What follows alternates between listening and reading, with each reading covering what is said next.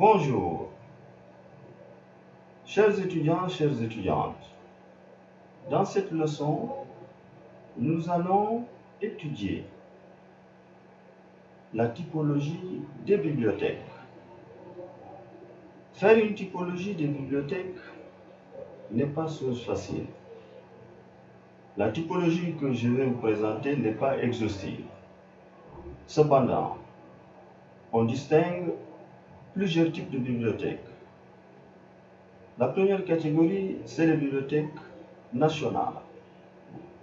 La Bibliothèque nationale a pour mission de collecter, de traiter et de diffuser ou de conserver toute la production nationale, scientifique, littéraire et artistique d'un pays par ce qu'on appelle le dépôt légal.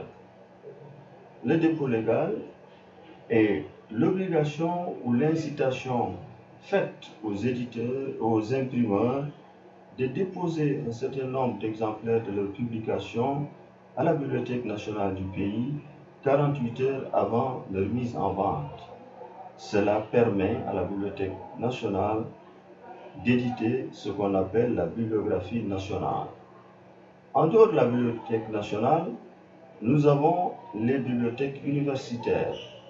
Les bibliothèques universitaires sont chargées de collecter l'information scientifique et technique et de mettre cette documentation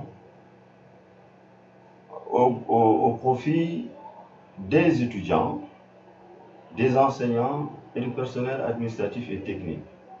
Cependant, les bibliothèques universitaires sont également ouvertes à une catégorie de personnes qu'on appelle les lecteurs autorisés. En dehors des bibliothèques universitaires, nous avons les bibliothèques scolaires. Ce sont les bibliothèques que l'on retrouve dans les écoles, au niveau des écoles primaires, des écoles secondaires, c'est-à-dire les collèges et les lycées.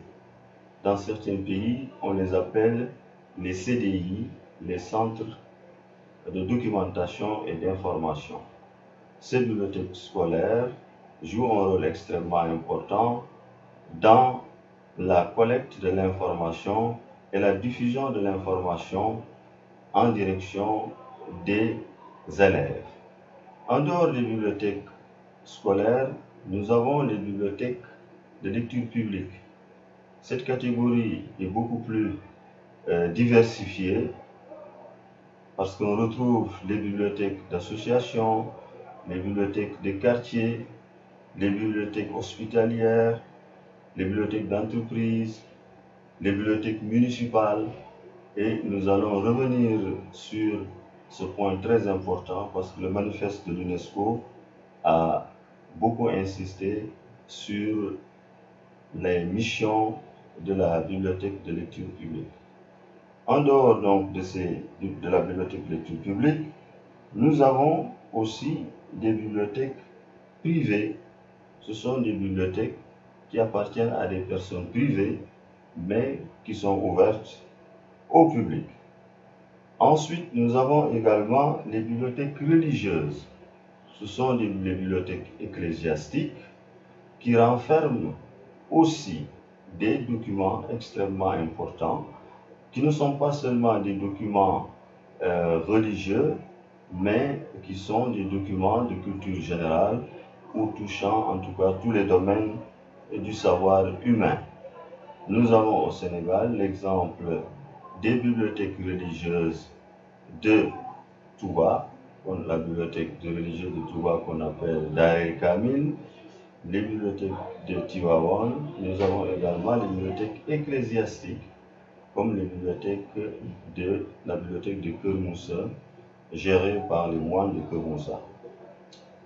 Enfin, nous avons ce qu'on appelle les bibliothèques spécialisées ou centres de documentation qui ont pour rôle de collecter, de traiter et de diffuser l'information spécialisée en direction des chercheurs.